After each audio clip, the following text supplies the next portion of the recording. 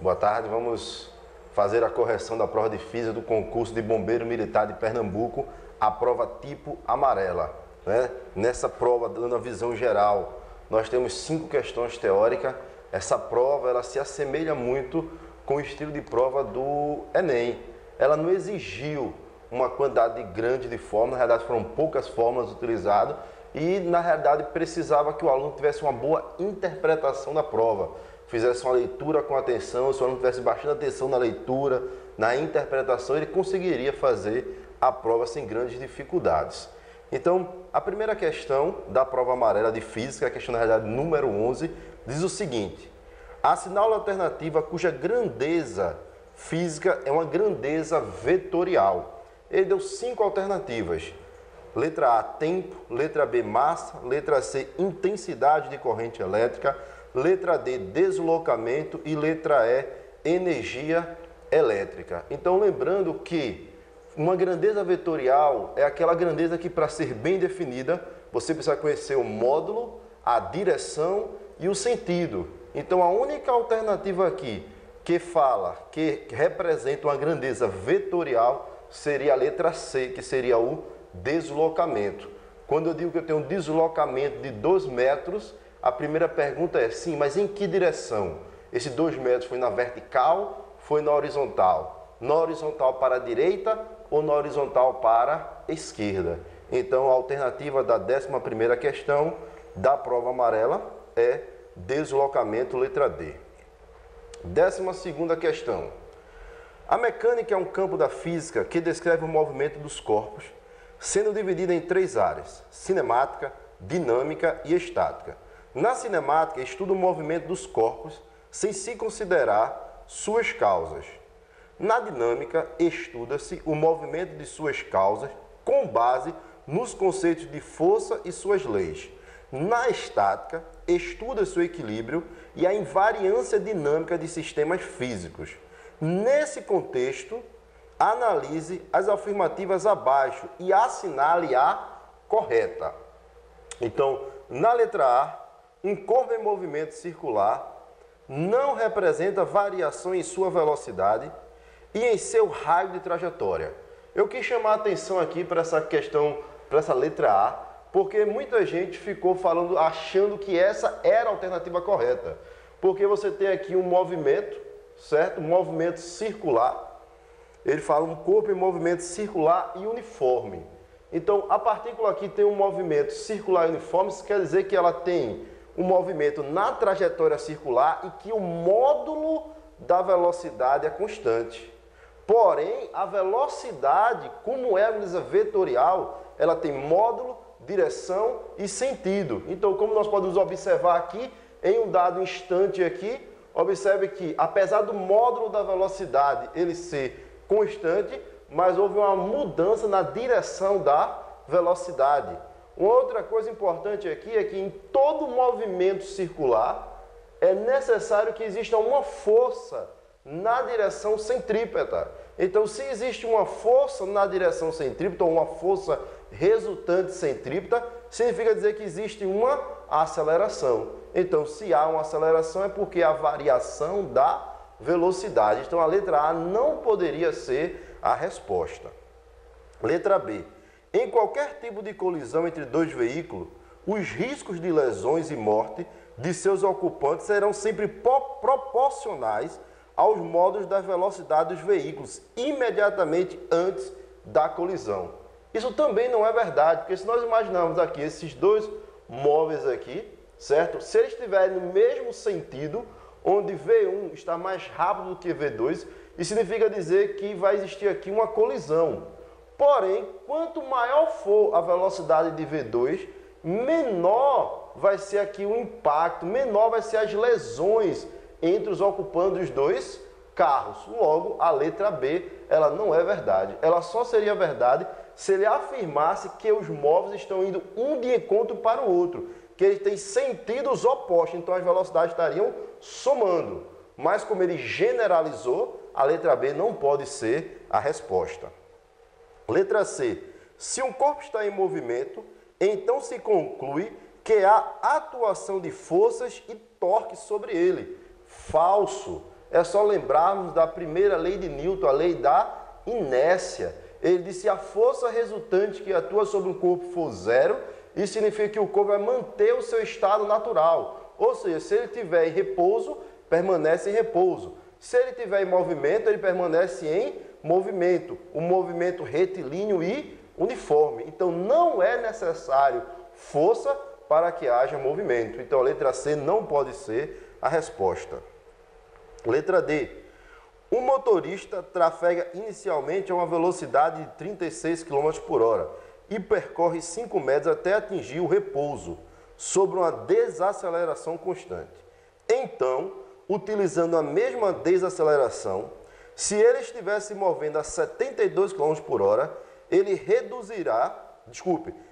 utilizará 10 metros para atingir o repouso. Isso também não é verdade. Se nós aplicarmos aqui a equação de Torricelli, V ao quadrado é igual a V0 ao quadrado menos 2 vezes A vezes ΔS, assumindo que a velocidade final é zero, então eu tenho que 0 é igual a V0 menos, porque é uma desaceleração, 2 vezes A vezes ΔS. Isolando aqui ΔS, então ΔS é V0 ao quadrado sobre 2A. Isso quer dizer que se você duplicar a velocidade inicial, você vai aumentar a distância em 4 vezes, porque a velocidade aqui está elevada ao quadrado. Então, 2, por exemplo, aqui, se eu colocasse uma velocidade 2 vezes V0 ao quadrado sobre 2A, então isso seria 4 vezes V0 ao quadrado sobre 2A. Então, observe aqui que você vai estar multiplicando aqui, ó, esse termo V0 ao quadrado sobre 2A 4 vezes. Então, na realidade, ele não iria parar em 10 metros, ele iria parar em 40 metros. E a letra E, obviamente a nossa resposta, diz: quando um objeto está submetido a diversas forças externas, não há necessariamente uma variação de sua quantidade de movimento. Isso é verdade, porque ele fala o seguinte, ó, quando um objeto está submetido a diversas forças externas. Só que, se essas forças externas, a resultante, for diferente de zero, isso quer dizer que, obrigatoriamente, nós teríamos uma variação da quantidade de movimento. Porém, se a resultante dessas forças for igual a zero, isso quer dizer que não vai existir uma variação da quantidade de movimento. Então, como ele fala, quando um objeto está submetido a diversas forças externas, não há necessariamente. Então, a alternativa E seria a alternativa correta, porque só vai existir a variação da quantidade de movimento se o somatório dessas forças externas for diferente de zero. Ok? Questão número 13. Devido à violência crescente e, consequentemente, a um aumento do número de casos de bala perdida, um fabricante de vidros, preocupado com a segurança, projetou e fabricou um tipo de vidro que, no caso de um projeto atravessá-lo, diminui em 99% a energia de movimento do projeto. Suponha que uma bala de um fuzil de massa 20 gramas atinge o vidro com velocidade de 400 metros por segundo. É correto afirmar que a velocidade em metros por segundo ao atravessá-lo é. Então você tem aqui a massa do corpo de 20 gramas em quilogramas, 20 vezes 10 a menos 3 quilogramas, e uma velocidade inicial de 400 metros por segundo ao atingir o vidro. Então ele garante que ao chocar com o vidro essa bala, vai haver uma redução de 99% da sua energia. Energia de movimento. A energia de movimento é energia cinética. Então vamos determinar essa energia cinética inicial. Então a energia cinética é mv² sobre 2. Isso vai ser igual a 20 vezes 10 a menos 3 vezes 400. Eu vou escrever 400 assim de forma: 4 vezes 10 ao quadrado metros por segundo. Então vai ficar 4 vezes 10 ao quadrado sobre 2. Então a energia cinética será igual a 20 dividido por 2 dá 10. Então vai dar 10 vezes 10 a menos 3 vezes 4 ao quadrado, 16. 10 a segundo ao quadrado, 10 a quarta. Então vai ficar 10 a menos 3 vezes 10 dá 10 a menos 2. 10 a menos 2 vezes 10 a quarta dá 10 a segunda. Então eu vou ter 16 vezes 10 elevado à segunda, certo? Que é igual a 1.600 joules, que é a energia. Como ele fala que ao passar pelo vidro ele vai ter, né, ao atravessar o vidro ele vai ter uma redução de 99%, então a energia do projeto após atravessar o vidro vai ser de apenas 1%, então é 1% de 1.600. Isso é igual a 1 sobre 100 vezes 1.600. Isso é igual a 16 joules. Então, 16 joules é a energia do projeto após atravessar o vidro. Então, se a energia é 16 joules, qual será a velocidade do projeto? Então, a energia cinética é mv² sobre 2. Então, isso implica que velocidade vai ser igual a raiz quadrada de 2 vezes a energia cinética sobre a massa. Então, isso vai ser igual 2 vezes 16 sobre a massa, que é 2, na realidade 20 vezes 10 a menos 3. Então, isso significa que a energia cinética será igual. Sem simplificar aqui o 2 com 20, fica aqui 10 vezes 10 a menos 3. 10 vezes 10 a menos 3 é 10 a menos 2. Então, isso vai ser a raiz quadrada de 16 sobre 10 a menos 2. De raiz quadrada de 16 é 4. Raiz quadrada de 10 a menos 2 é 10 a menos 1. Se eu passar esse número para cima, ele passa positivo, então isso fica igual a 40 metros por segundo. Então, na realidade, aqui eu deveria ter isolado a velocidade, certo? Corrigindo aqui, a velocidade da partícula, ela é igual, certo?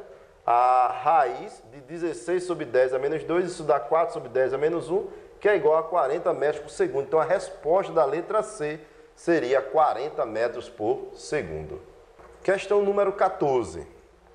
Uma pequena bola B se aproxima de um espelho plano E com velocidade e módulo constante 9 metros por segundo. A trajetória da bola faz um ângulo θ igual a 30 graus com a superfície do espelho. De acordo com os princípios da óptica geométrica, é correto afirmar que, letra A menor distância da bola ao espelho varia com o tempo a uma taxa de 9 metros a cada segundo. Então, a menor distância da bola ao espelho é essa distância aqui, ó, vertical, que faz um ângulo 90 graus com o espelho, ou com a superfície do espelho. Então, a velocidade de 9 metros por segundo é a velocidade nessa direção aqui, na direção que faz um ângulo de 30 graus com a horizontal. Então, a alternativa A não pode ser a alternativa correta, porque essa velocidade aqui é de 9 metros por segundo. Algumas pessoas estão achando que essa é a resposta correta, mas ela não é, porque essa direção aqui vertical seria a direção onde há menor distância da bola com relação ao espelho. Letra B. O módulo da velocidade com que a imagem da bola se aproxima do espelho é igual a 450 centímetros por segundo. Então, ele quer saber essa velocidade aqui, ó. A velocidade com que a imagem se aproxima do espelho é a velocidade aqui perpendicular aqui à superfície do espelho. É a velocidade nessa direção aqui. Essa velocidade da imagem é a mesma velocidade da bola, já que nós estamos falando aqui, certo, de um espelho plano. Então eu quero determinar essa velocidade VB aqui, velocidade da bola na direção aqui, perpendicular à superfície do espelho. Se nós fecharmos aqui um triângulo retângulo, então se aqui é 30, aqui são 60 graus. Então essa velocidade VB será igual a velocidade V multiplicado pelo cosseno de 60, já que aqui é o cateto adjacente a esse ângulo. Então VB vai ser igual a 9 vezes cosseno de 60, que é igual a 0,5.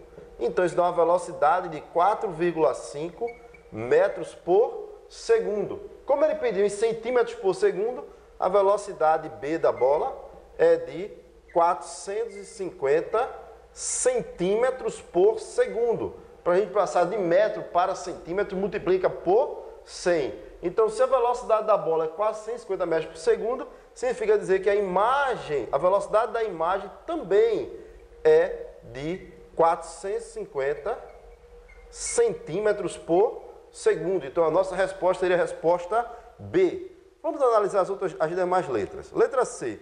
A linha que une a imagem da bola até o espelho faz um ângulo de 60 graus com a superfície do espelho. Então, essa linha que ele está falando ficou um pouco confuso. Poderia ser essa linha aqui, que une, que vai até o espelho, ou essa linha aqui. Porém, nos dois casos, o ângulo, um é 30 graus, o outro é 90 graus. Então, não é 60 graus. Independente da escolha que você faça, a resposta não é 60. Então, a letra C não pode ser resposta. Letra D. A distância da imagem da bola até o espelho permanece constante durante o movimento. Isso também não é verdade, certo? A distância da bola, a distância da imagem da bola até o espelho, ela está variando. Como a bola está se aproximando do espelho, a imagem também está se aproximando do espelho. Então, a letra D não pode ser nossa resposta. Letra E. A imagem da bola toca o espelho 3 segundos depois de a bola tocar. Isso também não é verdade. No instante que a bola toca o espelho, a imagem também toca o espelho. Logo, a única resposta possível é a letra B. A 14ª questão seria a letra B. Questão número 15. Para lançar um míssil horizontal em órbita circular rasante à superfície terrestre, considerando o módulo da aceleração da gravidade como g igual a 10 metros por segundo ao quadrado e o raio da Terra como igual a 6.400 km, desprezando a resistência do ar, a velocidade de lançamento em metros por segundo deve ser.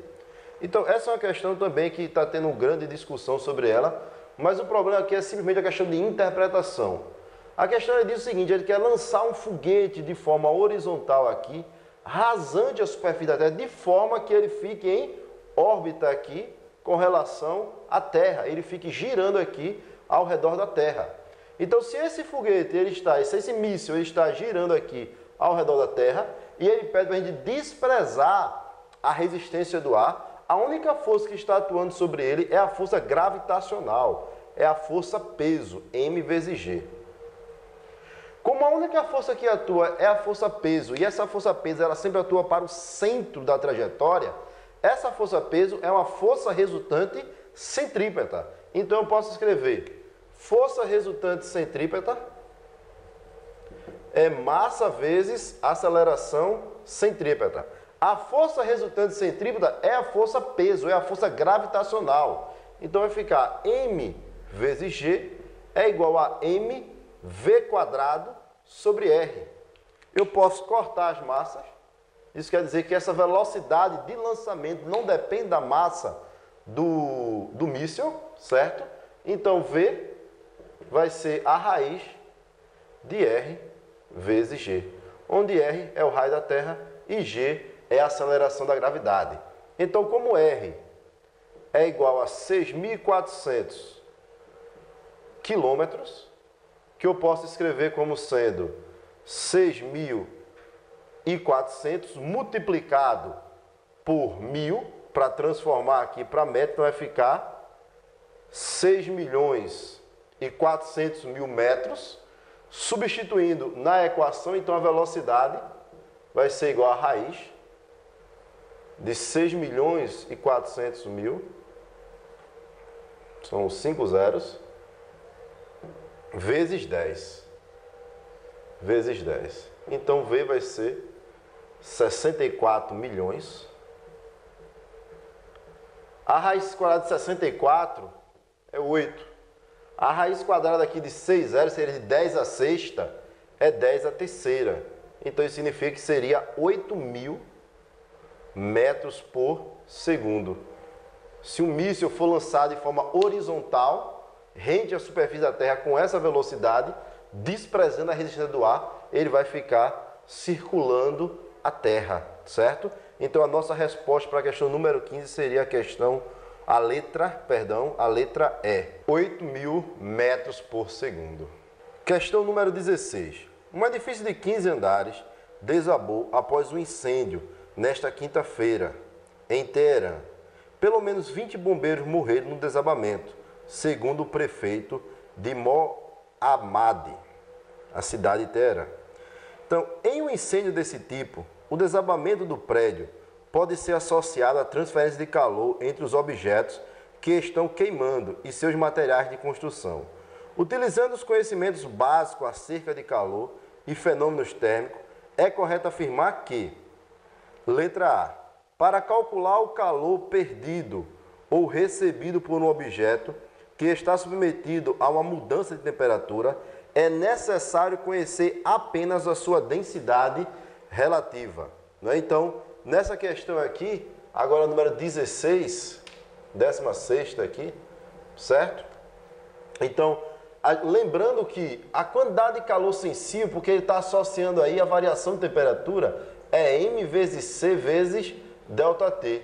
Então, para determinar a quantidade de calor que um corpo absorve, você tem que saber qual é a massa do corpo, qual é o calor específico do corpo e qual foi a variação de temperatura. Então, não é a densidade relativa que nós precisamos, é o calor específico desse corpo e a massa desse corpo. Então, a letra A não pode ser a resposta. Letra B.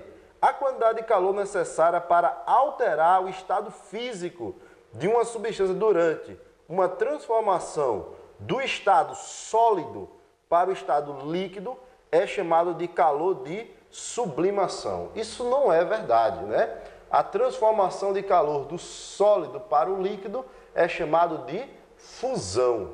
A sublimação é quando é do estado sólido para o estado gasoso. Então a letra B não pode ser a resposta. Letra C.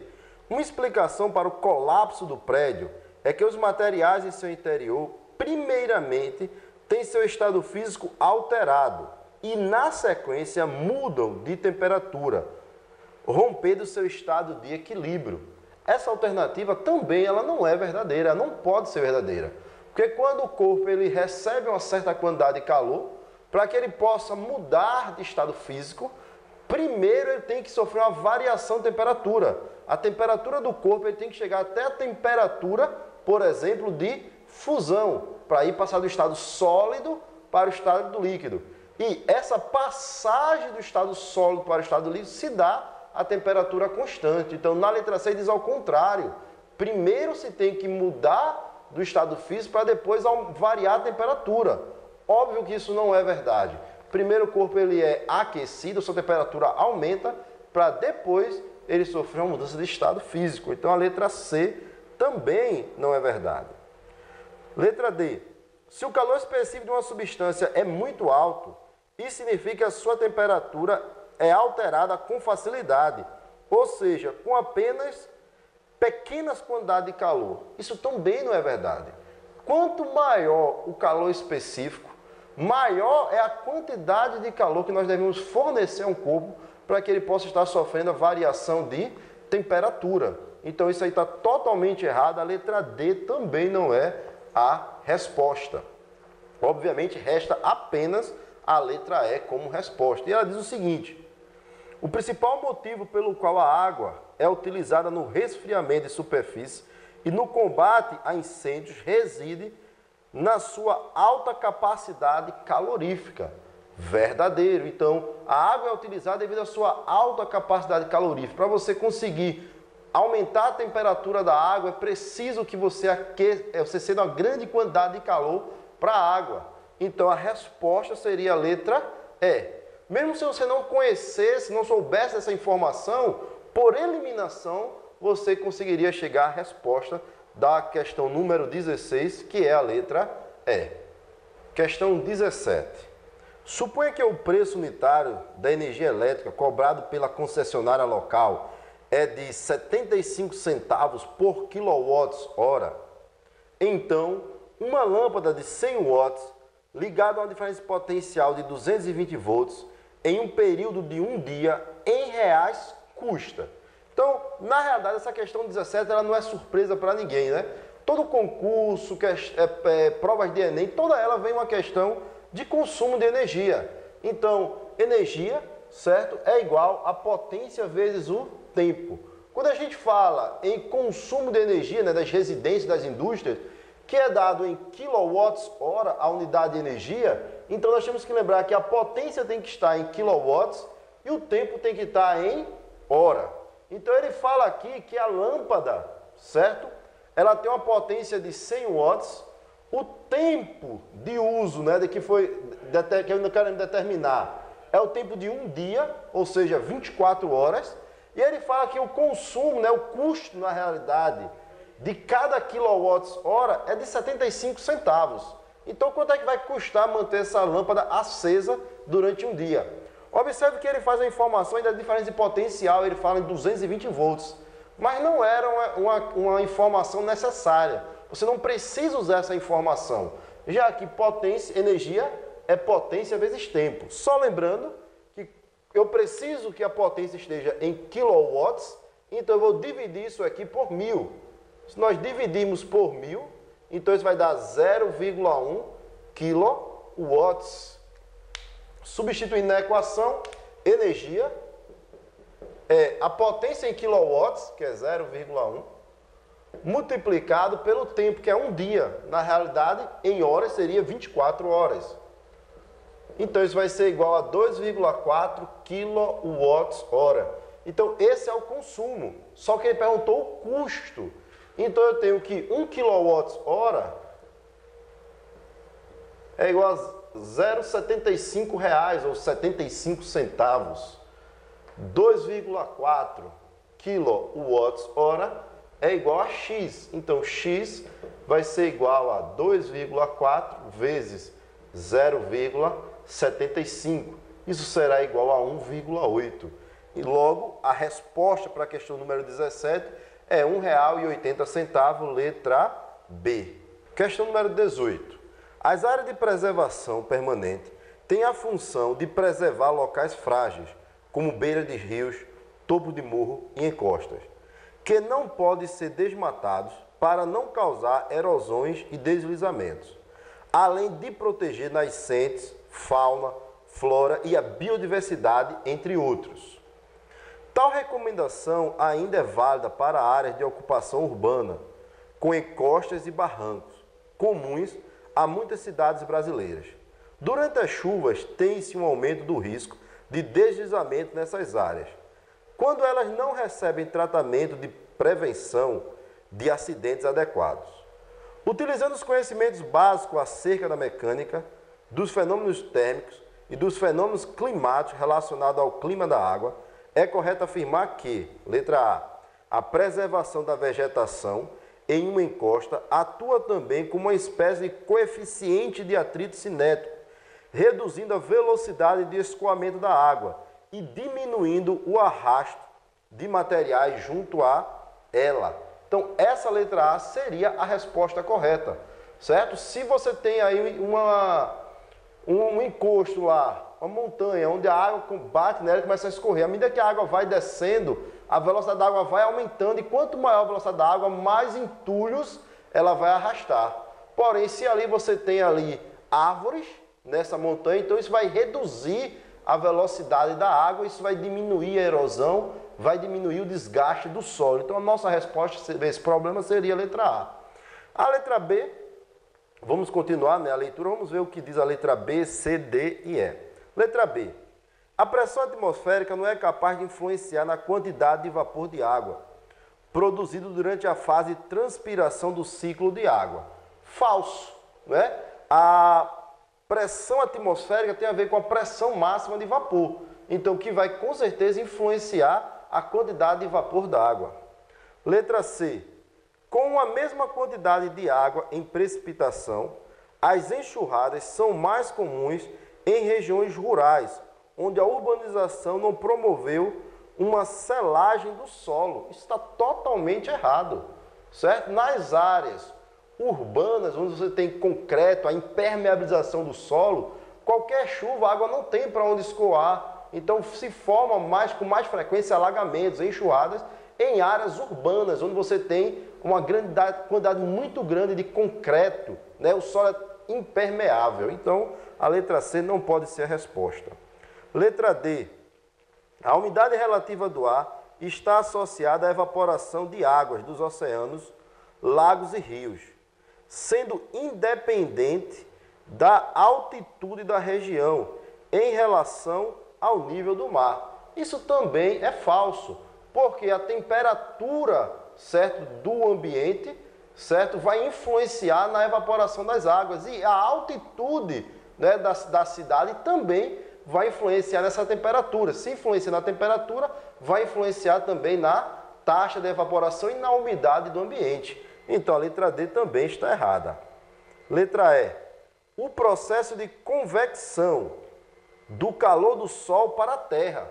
O calor do Sol para a Terra não vem por convecção, ele vem por irradiação térmica. Logo, a letra E também não pode ser a resposta. Resposta para a letra D, a resposta para a questão número 18 é a letra A. Questão número 19. Quando a diferença potencial é aplicada entre dois pontos de um condutor qualquer, um campo elétrico é estabelecido em seu interior, fazendo com que as cargas elétricas livres no condutor entrem em movimento. Esse fluxo de carga por unidade de tempo é denominado di. Então, o enunciado está trazendo a informação acerca do conceito de corrente elétrica, né? Corrente elétrica é o movimento ordenado de portadores de carga em um condutor devido a uma diferença de potencial. Então, essa questão 19 é uma questão bem direta, que o enunciado em si já era a definição de corrente elétrica. Letra C da questão número 19. Questão 20. O que quase todo mergulhador sabe é que a doença descompressiva é causada por bolhas de nitrogênio, que se expandem no sangue ou nos tecidos dos corpos, causando lesões em graus variáveis. De maneira simples, vamos entender como as bolhas surgem. Segundo a lei de Henry, a solubilidade de um gás no meio líquido é diretamente proporcional à sua pressão parcial. Traduzindo, quanto mais pressurizado estiver o gás, mais solúvel ele fica.